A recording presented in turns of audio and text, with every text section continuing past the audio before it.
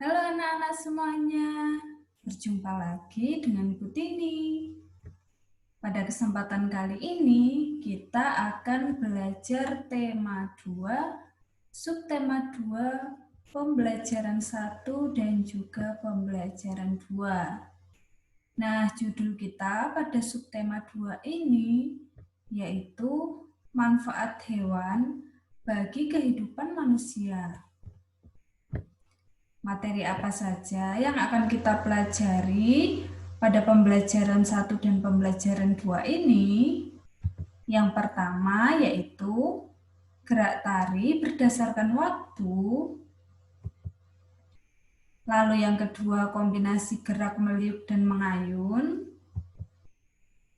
Ketiga, isi, pesan dan juga tokoh dalam dongeng. Lalu yang keempat, sifat pertukaran perkalian. Dan yang kelima yaitu keberagaman sifat. Nah, di sini Bu Tini ada gambar hewan. Pasti semua sudah benar menjawab. Ini adalah gambar hewan ayam.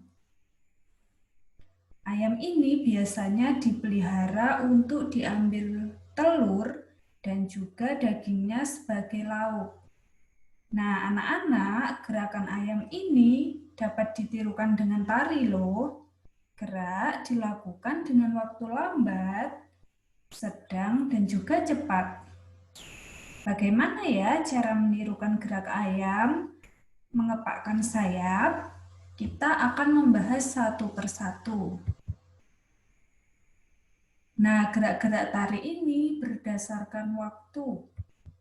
Yang pertama yaitu gerak tari dengan waktu lambat.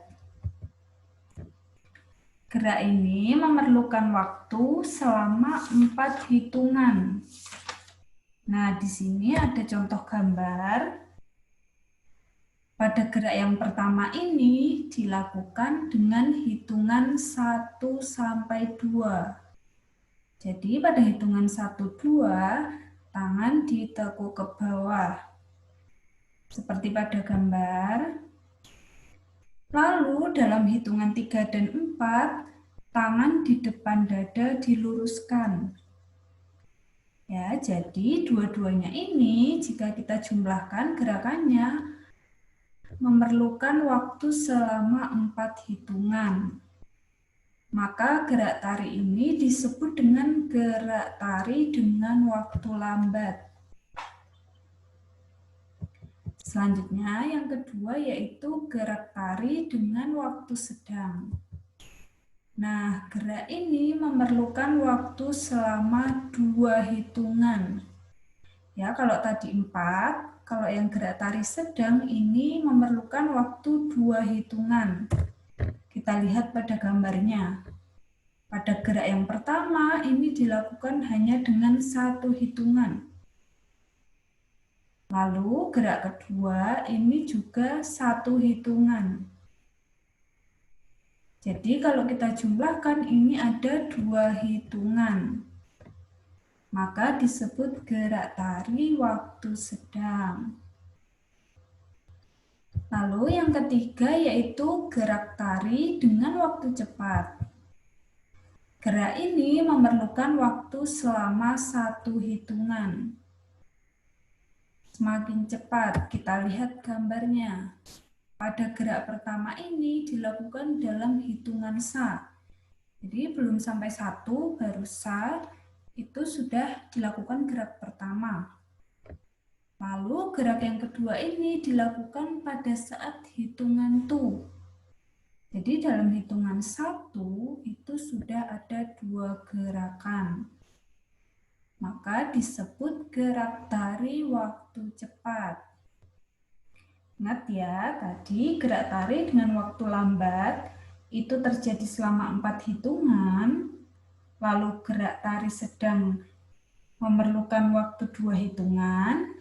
Dan yang terakhir, gerak tari waktu cepat itu memerlukan waktu hanya 1 hitungan. Oke, kita lanjut. Yang selanjutnya yaitu kombinasi gerak meliuk dan juga mengayun. Nah, bagaimana cara melakukan kombinasi gerak meliuk dan mengayun? Ini adalah contoh gambar cara melakukan kombinasi gerak meliuk dan mengayun. Nah, untuk langkahnya kita bahas satu persatu. Langkah yang pertama yaitu sikap awal dilakukan dengan berdiri tegak, kaki dibuka selebar bahu. Lalu langkah yang kedua, posisi tangan di samping badan, pandangan lurus ke depan. Lalu langkah yang ketiga, liukkan badan ke samping kiri, mengikuti ayunan tangan kanan ke atas. Lalu yang keempat, kemudian tangan kanan kembali ke posisi semula. Lalu yang kelima, lakukan dengan tangan kiri ke arah sebaliknya. Nah, itu tadi langkah-langkah melakukan kombinasi gerak meliuk dan mengayun. Selanjutnya, kita akan mendengarkan dongeng. Nah, dongeng kita kali ini berjudul Raja Parkit yang Cerdik. Ada pada LKS Anak-anak LKS tema 2 halaman 39 sampai dengan 40. Baik, Bu Tini akan bacakan dongengnya. Dengarkan baik-baik ya. Raja Parkit yang Cerdik. Pada suatu hari, sekawanan burung parkit tertangkap jaring pemburu saat sedang mencari makan. Mereka panik dan berusaha meloloskan diri. Raja Parkit yang ikut terjebak menenangkan rakyatnya. Tenanglah rakyatku, kemungkinan pemburu akan segera datang.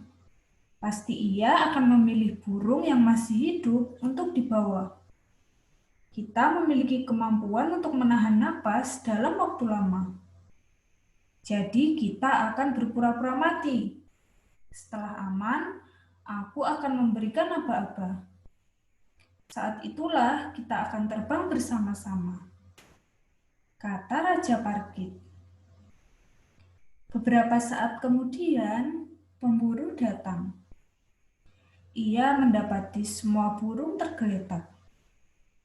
Semua burung ini telah mati.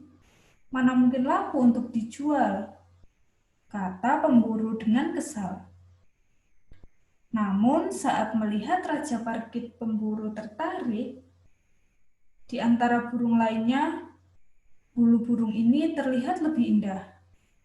Lebih baik kuawetkan saja burung ini untuk hiasan, kata pemburu. Kemudian pemburu membuka jaring, lalu memasukkan Raja Parkit ke sangkar. Jaring telah dilepas, namun Raja Parkit tetap tidak bisa meloloskan diri. Raja Parkit berkata dalam hati, biarlah aku terjebak dalam sangkar ini. Yang penting rakyatku selamat. Raja Parkit pun memberi aba-aba sesuai rencana. Rakyatnya segera bangun, lalu terbang membebaskan diri. Pemburu terkejut melihat sekawan burung itu masih hidup dan terbang.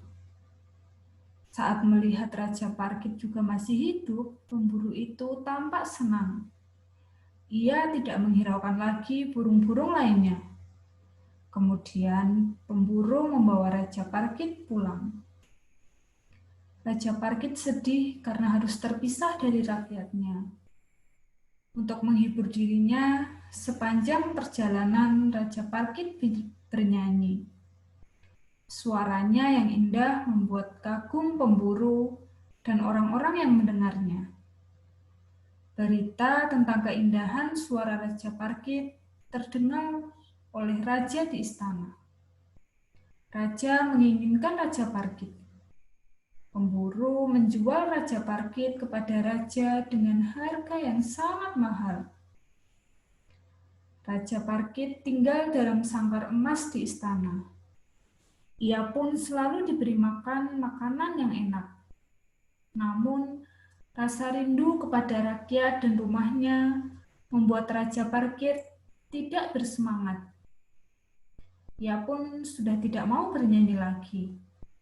Raja Parkit terpikir untuk melakukan rencana pura-pura mati lagi. Sudah beberapa hari Raja tidak mendengar suara Raja Parkit.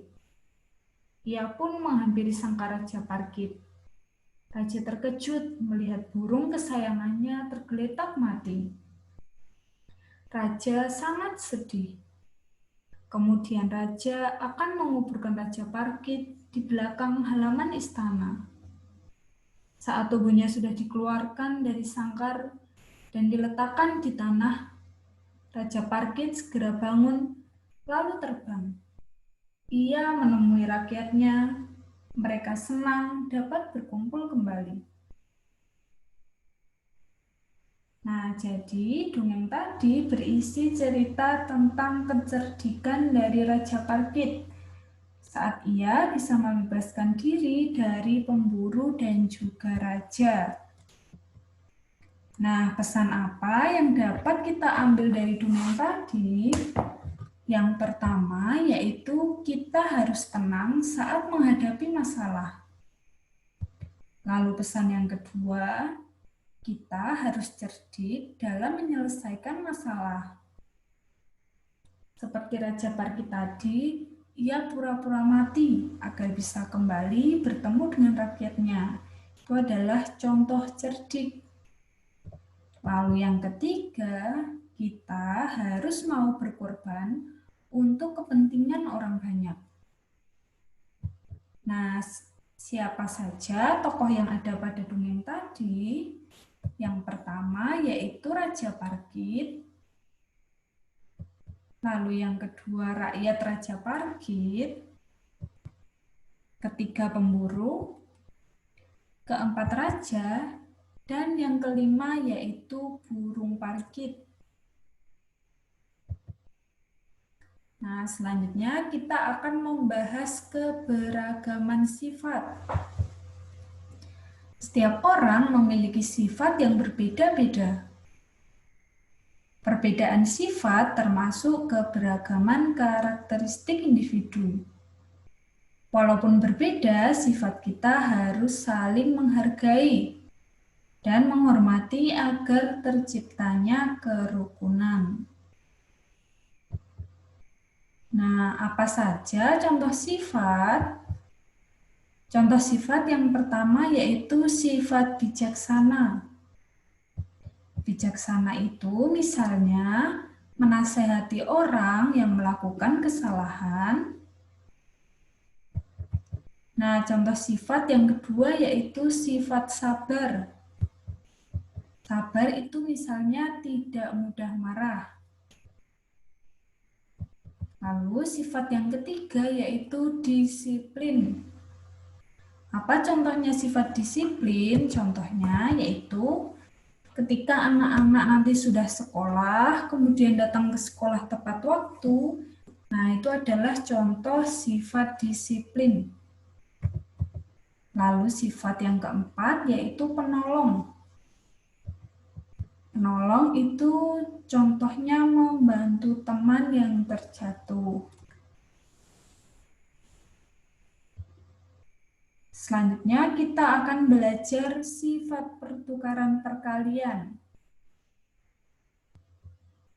Nah, untuk mengetahui bagaimana itu sifat pertukaran perkalian, di sini kita akan coba menyelesaikan soal. Di sini Bu Tini ada soal. Dengarkan baik-baik soalnya ya. Jaka memelihara kelinci di belakang rumahnya. Ada 4 kandang kelinci. Setiap kandang berisi 5 kelinci. Berapa banyak kelinci yang dipelihara Jaka? Nah, ini adalah contoh soal perkalian. Untuk menyelesaikan soal perkalian ini, kita dapat menggunakan penjumlahan berulang.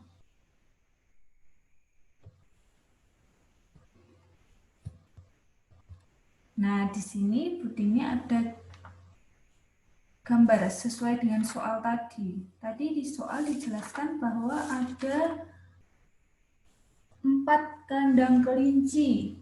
Setiap kandang berisi 5 kelinci. Nah, kita ibaratkan satu kotak ini adalah satu kandang. Nah, dalam satu kandang terdapat 5 kelinci. Ya, ada 1, 2, 3, 4, 5.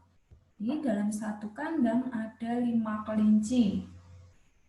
Nah, karena tadi ada 4, maka Butini ada 4 gambar kandang kelinci. Nah, bagaimana cara menyelesaikannya? Kita tulis penjumlahannya dulu.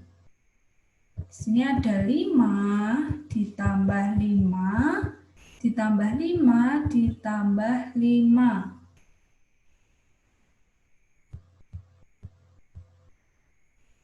Nah, ini kalau dibuat menjadi perkalian berarti 5 sebanyak 4 kali. Maka perkaliannya yaitu 4 dikali 5. 4 dikali 5 yaitu hasilnya sama dengan 20. Jadi banyak kelinci yang dipelihara Jaka yaitu sebanyak 20 ekor.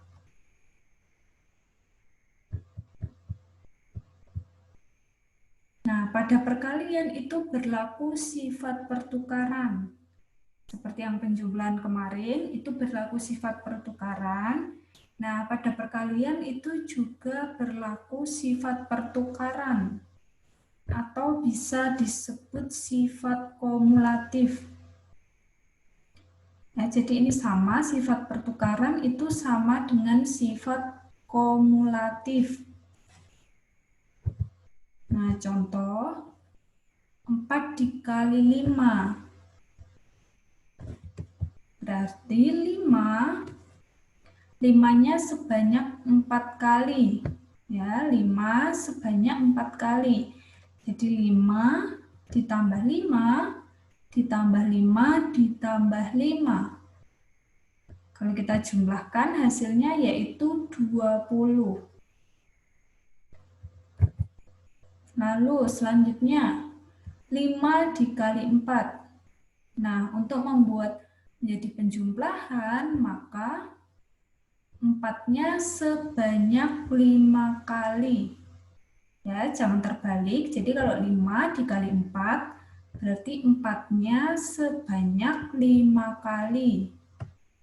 Ya, jadi 4 ditambah 4, ditambah 4, tambah 4, tambah 4 sama dengan 20.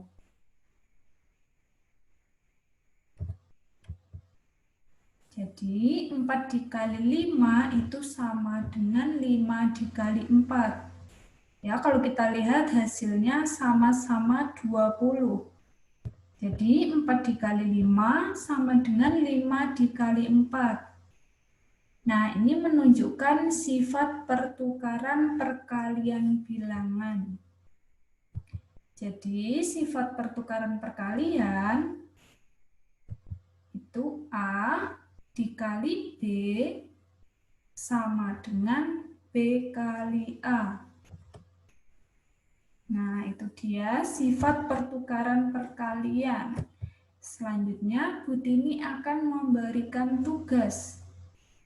Tugas untuk hari ini yaitu ada 2. Tugas yang pertama, silakan anak-anak kerjakan pada buku PS tematik. Soalnya yaitu tentukan hasil perkalian bilangan berikut. Selesaikan perkalian bilangan menggunakan sifat pertukaran. Ya, ingat ya tadi sifat pertukaran A kali B sama dengan B kali A. Ada 4 perkalian. Silahkan nanti dikerjakan menggunakan sifat pertukaran, ya, cara sifat pertukaran. Jawaban ditulis pada buku PS tematik. Lalu tugas yang kedua, anak-anak silahkan mengerjakan LKS. LKS halaman 37 sampai dengan 38, penilaian harian A, B, dan C. Jawabannya silahkan ditulis langsung pada LKS. Seperti biasa, jangan lupa untuk difoto lalu nanti dikirimkan ke Butini. Nah, itu dia pembelajaran kita untuk hari ini. Jangan lupa untuk mengerjakan tugas. Tetap semangat belajar dari rumah, jaga kesehatan, dan sampai jumpa di pembelajaran selanjutnya.